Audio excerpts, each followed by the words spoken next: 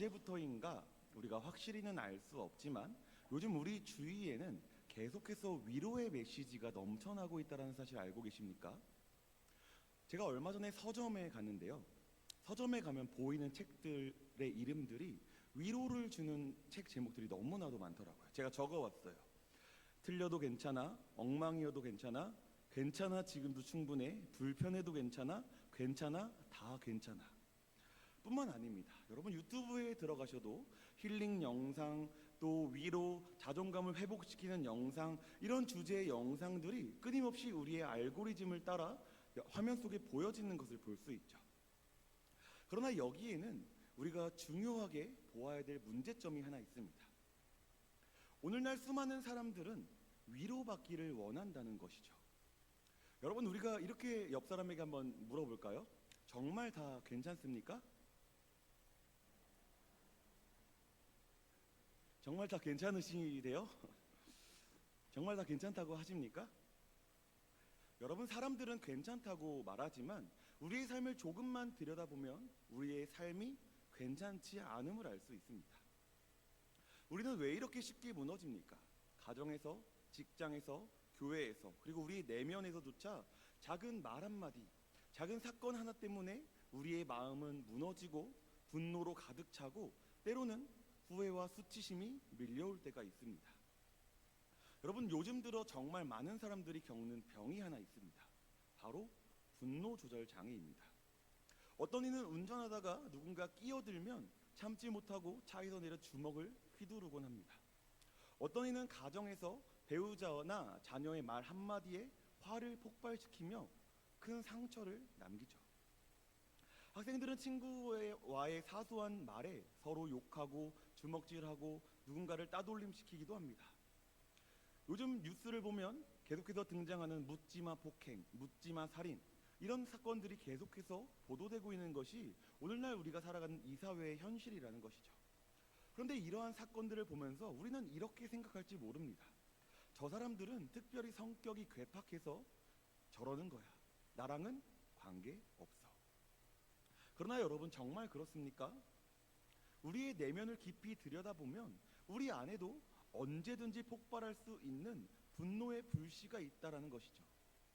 세상은 계속해서 괜찮다고 말하지만 사실 우리의 마음은 언제 터질지 모르는 화약고와 같다라는 거예요. 나는 남들에게 그렇게 폭력적으로 대하지 않아 라고 말할지 모르겠습니다.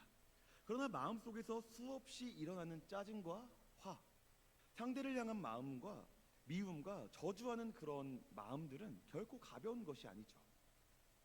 예수님은 형제를 미워하는 자마다 이미 살인한 것과 같다라고 말씀하셨습니다. 그러므로 우리 모두는 본질적으로 분노와 욕망의 노예가 되어 살아가고 있는 것입니다. 이 모든 것은 단순히 우리에게 스트레스가 많아서 우리의 환경과 우리의 상황이 힘들어서만은 아닙니다. 그 안에는 훨씬 더 깊은 영적인 문제가 있다는 것이죠. 오늘 본문은 바로 그 문제, 곧 인간의 죄의 본질을 보여주고 있습니다. 창세기 3장에서 아담과 하와가 선악과를 따먹는 장면은 너무나도 유명하기 때문에 교회를 다니지 않는 사람들도 잘 알곤 합니다. 그러나 이 장면을 단순히 하나님이 먹지 말라고 했는데 그 말을 어기고 과일을 하나 따먹은 사건이라고 치부한다면 우리는 본문을 전혀 이해하지 못한 것이죠. 겉보기에는 너무나도 작은 일 같아 보이지만 본질적으로는 결코 괜찮지 않은 사건이었습니다. 여러분, 많은 사람들은 죄를 이야기할 때 법을 어기는 것으로 생각합니다. 예를 들어 거짓말을 한다든지 남의 물건을 훔친다든지 남을 때린다든지 이런 것들을 우리는 죄로 규정하곤 합니다. 세상 법정에서도 그런 행위들을 범죄라고 규정하죠. 그러나 성경은 한 걸음 더 들어가서 죄의 본질을 훨씬 더 깊은 차원에서 다룹니다. 죄는 단순히 어떠한 행위의 문제가 아니라 우리의 존재와 우리의 마음의 중심 문제라는 것입니다. 여러분, 창세기 3장을 한번 보십시오. 하나님께서는 아담과 하와에게 동산의 모든 나무의 열매는 실컷 마음껏 먹되 오직 선악을 알게 하는 나무의 열매만큼은 금지하셨습니다. 그런데 뱀이 나타나서 곧 사탄이 나타나서 여자인 하와를 유혹하기 시작합니다. 내가 그것을 먹는 날에는 너희 눈이 밝아져 하나님과 같이 될 거야. 결국 하와는 그 열매를 따먹고 함께 있던 남편에게도 그 열매를 주어 함께 인간이 범죄하게 되는 것입니다. 이 사건은 단순히 과일 하나 따먹은 일탈이 아닙니다. 그것은 내가 하나님처럼 되겠다는 욕망의 발현이었죠. 여기서 우리는 죄의 본질을 발견할 수 있는 겁니다. 여러분, 죄는 하나님을 밀어내고 내가 주인이 되려 하는 마음입니다. 하나님이 말씀하신 선과 악의 기준을 거부하고 내가 스스로 선과 악을 판단하겠다고 선언하는 것입니다. 결국 아담과 하와는 하나님을 떠나 자기가 스스로 왕이 되겠다고 결정한 것이죠. 그것이 오늘 선악과의 범죄였습니다. 그리고 이것은 단지 먼 옛날 일어난 인류의 시조에게만 나타난 그러한 일이 아니라는 것이죠. 오늘 우리의 삶에도 역시 동일하게 이러한 죄악들이 반복되고 있다는 거예요. 여러분, 우리가 화를 내는 이유, 우리의 관계들이 깨어지는 이유, 우리 안에 불안과 두려움이 사로잡히는 이유, 그 모든 뿌리는 내가 주인이 되려고 함에 있다는 사실을 우리는 반드시 기억해야만 하는 것입니다. 성경은 죄를 단순히 도덕적인 잘못이나 규칙 위반으로 규정하지 않습니다. 성경이 말하는 죄는 훨씬 더 깊고 본질적인 것입니다. 오늘 본문은 죄의 뿌리가 무엇인지, 죄가 우리의 삶 속에 어떻게 나타나는지, 그리고 그 결과가 무엇인지, 마지막으로 우리를 위해 오신 예수 그리스도께서 그 죄의 문제를 어떻게 해결하시는지를 분명하게 보여주십니다. 오늘 이 말씀을 통해 우리 모두가 죄의 본질을 깨닫고 오직 예수 그리스도 안에서 자유와 평안을 누리게 되기를 주님의 이름으로 소망합니다. 가장 먼저 첫 번째로, 죄는 하나님의 자리를 빼앗으려는 마음입니다. 여러분, 뱀의 유혹을 보십시오. 내가 그것을 먹는 날에는 하나님과 같이 될 것이다. 여러분, 이것이 죄의 핵심입니다. 아담과 하와는 단순히 선악과의 열매가 먹음직스러워서, 그 열매가 탐스러워 보여서, 그 열매가 보암직스러워 보여서 그 열매를 먹은 것이 아니라는 것이죠. 그것은 내가 하나님과 같이 되고 싶다라는 이 아담과 하와 속에 내재되어 있던 욕망이었습니다. 오히려 하나님과 같이 되고 싶다는 그들의 욕망이 매일 보았던 그 선악과의 열매를 먹음직스럽고 보암직스럽고 탐스럽게 보이도록 만들었다라는 것입니다. 우리는 이 사실을 놓쳐서는 안 됩니다. 여러분, 죄는 단순히 잘못한 행동이 아닙니다. 죄는 마음의 태도, 곧 우리의 마음 가운데에 왕자를 차지하려는 태도입니다. 하나님이 다스려야 할 그 마음의 보좌에 내가 올라가려는 것이죠. 하나님이 선과 악을 주장하셔야 되는데 내가 스스로 정하려고 하는 것입니다. 하나님이 주관자가 되셔야 하는데 내가 스스로 주관하려고 하는 것입니다. 이것이 죄입니다. 제가 처음 교회를 다니기 시작했을 때 잘 이해되지 않았던 부분이 있었어요. 그것이 무엇인가 하면, 나는 그렇게 큰 죄를 짓지 않는 것 같은데 자꾸만 사람들이 저한테 너는 죄인이야, 너는 죄인이야, 너는 죄인이야 라고 이야기하는 거예요. 여러분, 죄인이시죠? 아멘이십니까? 우리 모두는 죄인입니다. 우리 모두는 죄인이고 날마다 우리의 죄를 고백하는데 이 죄가 우리 마음 가운데 와닿지 않을 때가 있어요. 특별히 성경이, 또 단위에서 목사님의 설교 말씀이 너 때문에, 우리 때문에 십자가에 예수님께서 돌아가셨습니다라고 말을 할 때마다 우리의 죄가 그렇게 예수님을 십자가에서 죽게까지 할 만큼 큰 죄인가라는 의문이 매 순간순간마다 우리 마음속에 들어온다라는 거예요. 그리고 그것이 나에게 와닿지가 않은 겁니다. 제가 처음 신앙생활을 할 때 저는 이 문제에 너무나도 깊이 휩싸였어요. 내가 그렇게 죄인인가? 나는 날마다 그래도 나름 부모님의 말씀을 잘 들으려고 했고, 도덕적으로 문제 있는 일들을 행하지 않으려고 했고, 사람들이 정해놓은 그 기준에 최대한 맞는 행동들을 하려고 노력했는데 내가 그렇게 죄인인가? 나 때문에 예수님이 죽을 수밖에 없었는가라는 의문이 제 안에 끊임없이 맴도는 거예요. 그렇게 끊임없이 고민하던 제가 내린 결론이 무엇일까요, 여러분? 모든 사람은 죄인이라는 거예요. 사랑하는 성도 여러분, 죄는 스스로 하나님이 되려고 하는 것입니다. 그래서 죄는 언제나 자기중심적입니다. 내 생각이 옳다라고 주장합니다. 내 욕망이 이루어져야 된다라고 합니다. 내 뜻대로 되지 않으면 화를 내는 거예요.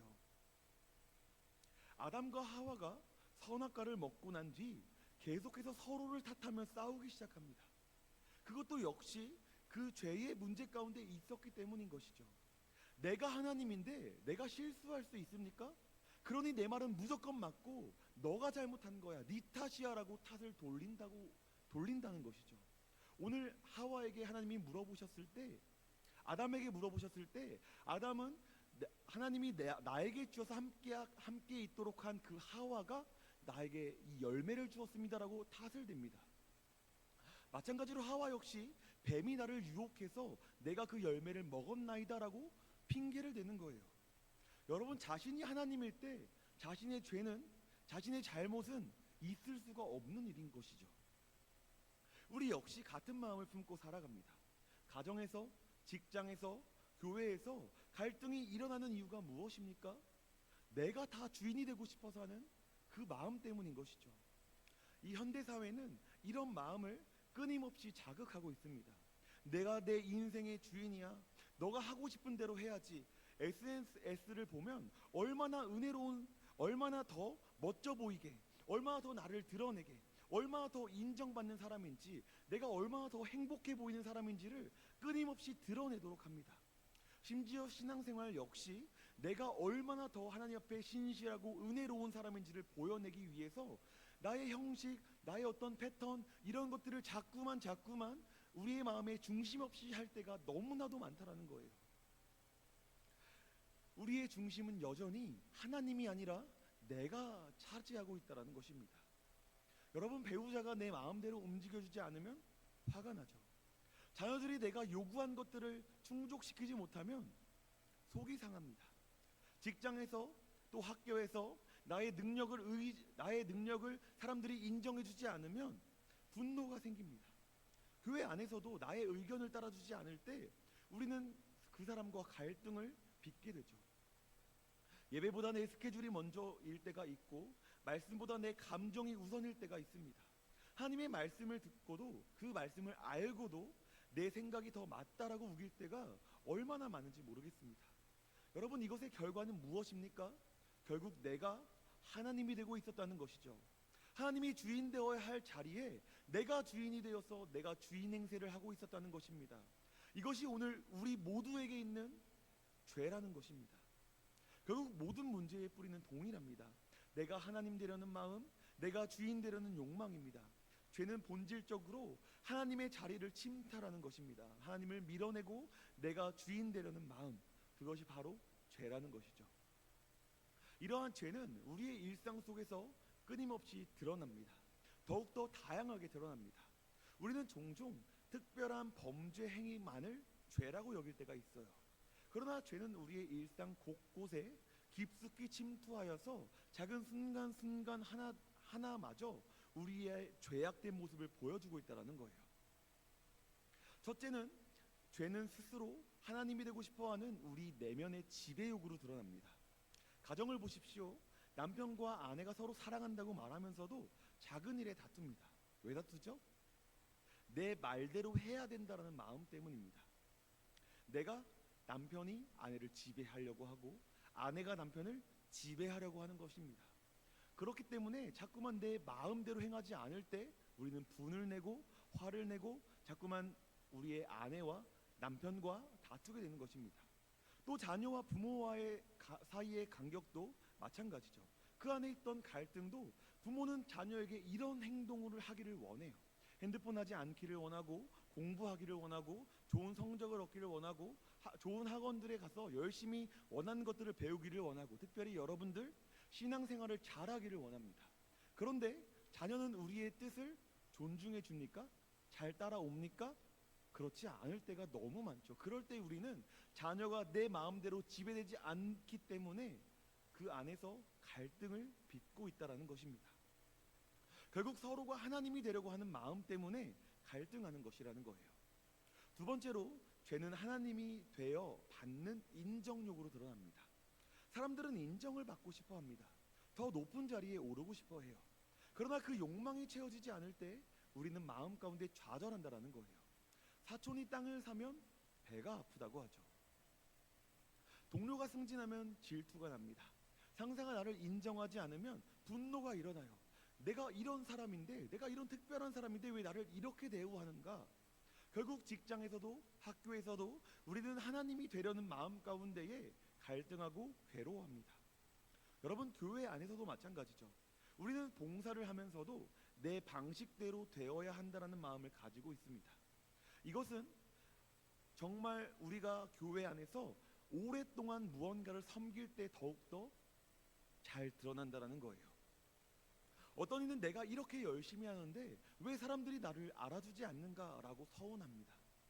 어떤 이는 내 의견이 존중되지 않는다고 분노합니다.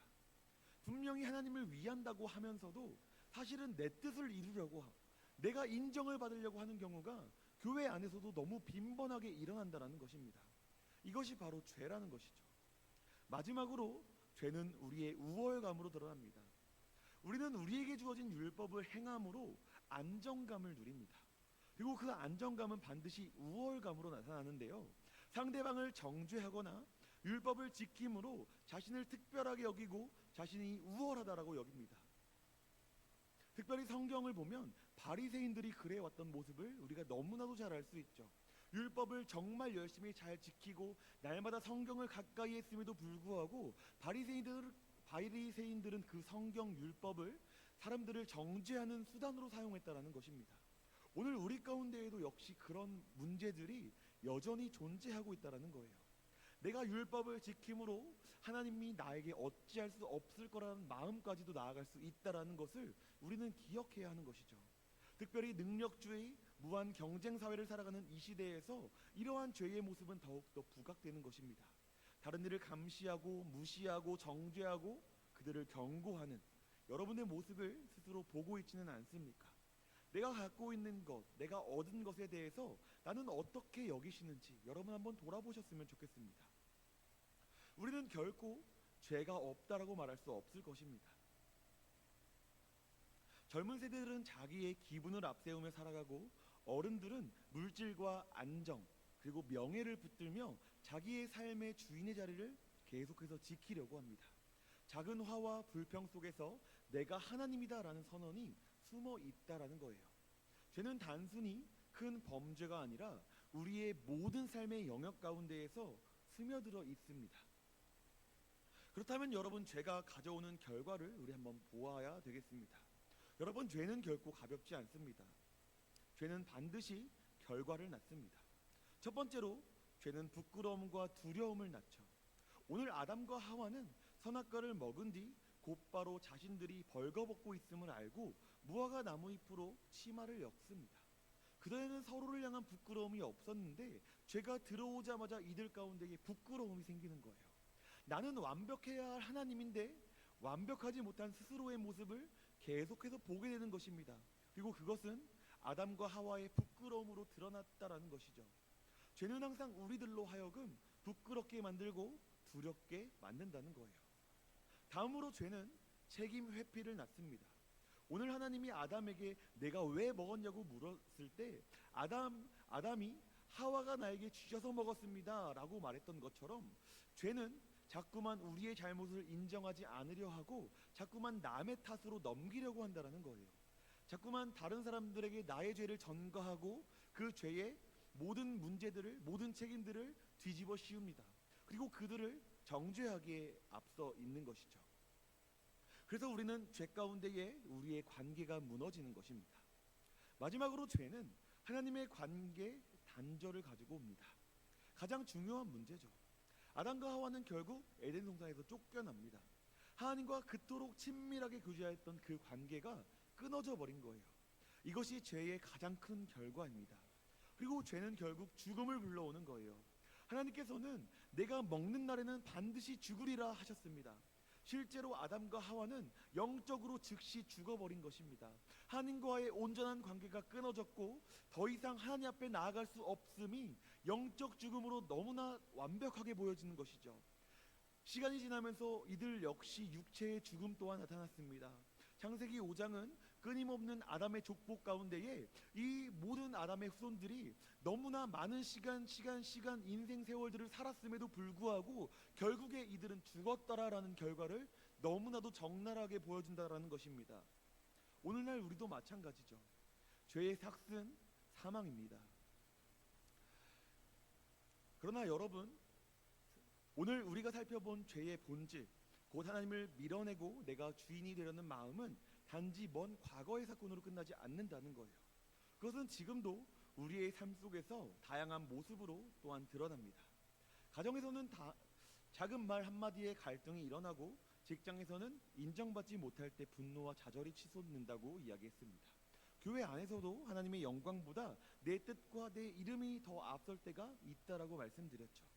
이처럼 죄는 우리의 일상 전반을 지배하며 결국 부끄러움, 두려움, 관계의 단절, 하나님과의 멀어짐을 가져온다라는 거예요.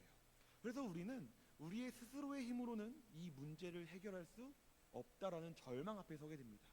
그러나 바로 이 지점이 우리가 복음 앞에 더욱더 나아갈 수 있는 자리라는 사실을 기억하셨으면 좋겠습니다. 우리가 무너진 이유를 분명히 할 때 곧바로 그리스도의 은혜가 얼마나 놀라운지 우리는 더 깊이 깨닫게 될 수 있다라는 것이죠. 따라서 죄의 영향은 단순히 경고로 끝나지 않습니다. 오히려 그것은 우리를 십자가 앞으로 이끄는 안내판이라는 거예요. 인간의 모든 문제의 뿌리가 내가 주인이 되려는 마음에 있다면 그 해결책은 오직 예수 그리스도의 주되심을 고백하는 데 있습니다. 내가 주인이 아니라 오직 예수님만이 나의 주인 되십니다라는 그 고백 안에 우리의 죄의 해결이 있다라는 거예요. 이제 우리는 결론으로 나아가 그리스도 안에서 주어진 복음의 반전을 바라보게 됩니다. 사랑하는 성도 여러분, 복음은 죄로 인해 절망하는 우리에게 완전한 반전을 보여줍니다. 여러분, 우리는 높아지려 했다가 무너졌지만 예수님은 가장 낮아지심으로 우리를 일으켜 세우셨습니다. 우리는 하나님의 자리를 빼앗으려 했지만 하나님은 오히려 우리 자리, 연약한 인간의 자리를 택하여 이 땅 가운데 오셨습니다. 우리는 자기의 생명을 계속해서 지키려고 했으나 결국 죽음을 맞이했지만 예수님께서는 자신의 생명을 내어놓고 우리를 살려주셨다는 사실을 기억하셨으면 좋겠습니다. 우리가 주인 되려 했던 그 자리를 그는 십자가에서 철저히 비우시고 오직 하나님께 순종하심으로 말미암아 참된 왕이 되어 주셨다는 것이죠. 십자가에서 철저히 낮아주신 그 주님 때문에 우리는 더 이상 내가 주인 되려 애쓸 필요가 없다라는 것입니다. 여러분, 빌립보서 2장 말씀처럼 그리스도는 종의 형체를 가지사 자기를 낮추시고 죽기까지 복종하셨습니다. 그래서 하나님께서는 그를 지극히 높여 모든 이름 위에 뛰어난 이름을 주셨습니다. 이제 누구든지 그 예수 그리스도를 믿는 자는 그분 안에서 사함을 받고 하나님과 화목하게 되며 참된 자유와 평안을 누리게 되는 것입니다. 오늘 복음은 이렇게 말합니다. 너는 더 이상 하나님 되려고 애쓸 필요가 없다. 예수 그리스도가 너의 인생의 주인이야. 내가 홀로 짊어지던 무거운 짐들은 이미 주님께서 다 담당하셨어. 여러분, 세상이 주는 괜찮아는 거짓 위로이지만 복음이 주는 괜찮아는 진짜 괜찮음입니다. 이것이 바로 복음의 위로이며 복음의 능력인 줄 믿습니다. 말씀을 맺도록 하겠습니다. 사랑하는 성도 여러분, 그래서 복음은 단순히 죄를 지으면 안 된다는 경고로 끝나지 않습니다. 복음은 이렇게 우리를 위로합니다. 너는 하나님이 될 필요가 없어. 예수님이 너의 인생의 하나님이셔. 너는 혼자 다 책임을 질 필요 없어. 너의 모든 책임을 다 예수님께서 함께 짊어지시고 계셔. 그 모든 책임을 이미 십자가에서 다 이루셨어. 여러분, 그렇습니다. 우리가 주인 되려는 마음을 내려놓는 순간 우리의 삶은 오히려 자유로워지고 우리의 관계는 오히려 더 따뜻해지고 내 마음에는 진짜 평안이 자리 잡게 되는 것입니다. 여러분, 그렇다면 이제 우리가 해야 할 것은 무엇입니까? 바로 내 마음의 왕좌에서 내려오는 것입니다. 인생의 주인은 내가 아니라 우리 가운데 함께 계신, 오늘도 우리와 동행하신 예수 그리스도라는 것이죠. 그러니 오늘 우리는 다시 이렇게 고백했으면 좋겠습니다. 주님, 제 마음의 왕좌에서 제가 내려놓겠습니다. 이제 주인이 제 삶의 주인 되어 주셔서 제가 주인 되려 했던 모든 순간을 주님 앞에 내려놓을 테니 하나님, 나를 인도하시고 나를 이끄시고 나를 영원한 천국으로 나를 인도하여 주시옵소서라고 우리 이 시간 고백했으면 좋겠습니다. 여러분, 이 고백이 있을 때 오늘 우리의 삶은 달라집니다. 가정 속에서 더 이상 내가 옳다라고 주장하는 대신 서로를 섬기게 될 것입니다. 직장에서 더 이상 사람들의 인정을 구하지 않고 하나님의 영광을 위해 살아가게 될 것입니다.